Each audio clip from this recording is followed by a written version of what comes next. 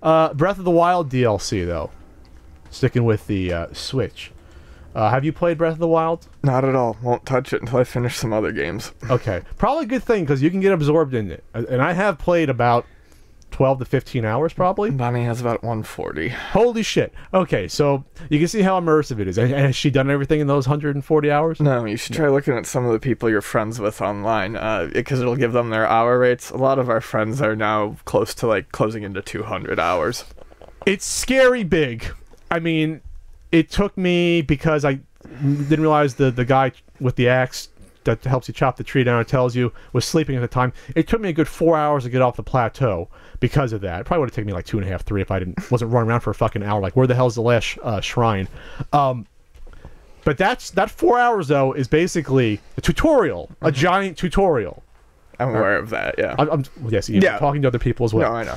So that just shows you how huge this is. Most tutorials in games are like 10 minutes, 15 minutes long, and it gives you. But you can just get lost in that tutorial area, and then by the time I got into, you know, like 6, 7 hours, and I got my first wild horse, and it's like, you know, and then you talk to people, that personalities, and then, you know, you go to the village, and half the girls want to have sex with Link, which is kind of weird, but okay. And then it's a burgeoning world. It really is. And I'm not even probably, what, 10% into the game at that point? I don't know. Right. You know, and I'm like 10, 12 hours into it. That's why I'm not... When people say there's DLC announced for Zelda, that's why I didn't freak out. Because this isn't the sort of game where you had to get the DLC to experience a huge world. You can get lost in this game. You can try to find all the... What is there, like 100 shrines or whatever that are splayed about? You can probably never even get to like a good chunk of those and get lost and still enjoy the game. Yeah. You know what I mean? So this isn't a game where you feel cheated not getting the DLC, in my opinion. In so far, me playing it for like 12 hours and still not realizing I even cracked the surface of the game. Yeah, it doesn't seem like a DLC pack that is necessary, although there does seem like there are some nice things they add to it the that Master aren't there Trial originally there. So it looks like it's going to add a couple of things. One looks actually pretty cool to me, called the Trial of the Sword, which is a series of cage matches with Link needing to fight through around 45 rooms. Steel cage match? In total, but without any armor or weapons to start. So, it sounds very roguelike to me in that you basically get, seems like one shot, but you have to upgrade your armor and your weapons as you go through the different fights. So not so much a survival mode, or yeah, kind of like a 45 room survival mode is what it seems like. And the reward is a permanently powered up Master Sword. There's also a new hard mode that ranks up all the enemies to different power levels. Almost like how in Mario 1 when you beat it, the Goombas turn into Buzzy Beetles. Buzzy Beetles. They recover health, the enemies, in hard mode, which is interesting. They also will have better eyesight and hearing, and live on hot air balloons floating around Hyrule. Okay, that's... What, are they going to just dive bomb on you? I don't know. That's interesting. Yeah, that last one's a bit of an outlier, the article says, but by successfully reaching these planks, players can battle enemies and collect treasure. So apparently you can ride around in the hot air balloons. But the most exciting feature in this one is big, and I feel weird about them charging for this. So do I. They know it should have been in the fucking game. I was astounded by when everyone told me no, it's just simply not in there.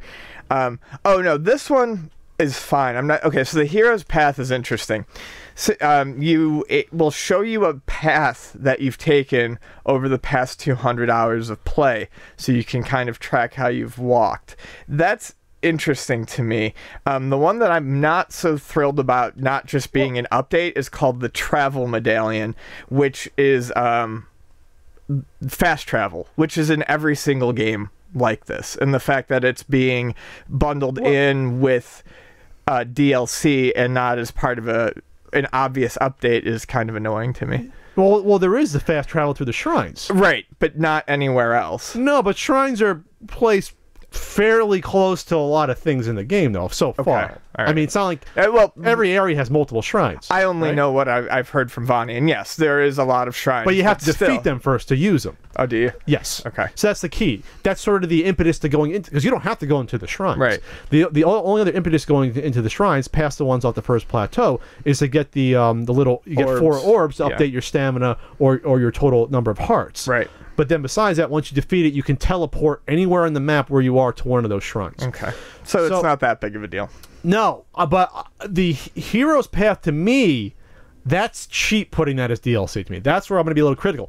That's such a small thing they could have put in the game as something you had to either find yourself, that you put on your tablet, that maybe you have to venture somewhere, you know what I mean? Like, that's something I think that to me is a little cheesy. That part of it. That's something that's a little cheesy for me, but again, that's one of the larger, that's one of a larger package. So it's not like you're paying $5 just for that. Right. So it's going to be what, $19.99 for this. To me, that's reasonable, and you also get let's see, there's other clothes in the game and other stuff. You can get the creepy Tingle outfit. So there you go if you want to do that. I think it's not a bad deal for $20, just because, again, if you don't get this stuff, you can still enjoy the game. The game is fucking huge. I'm afraid to play it. Just because it's one of those games that's going to draw me in. And like I said, I spent like 4 hours playing it one Saturday morning. I was like, okay, I got to stop because I can play it forever.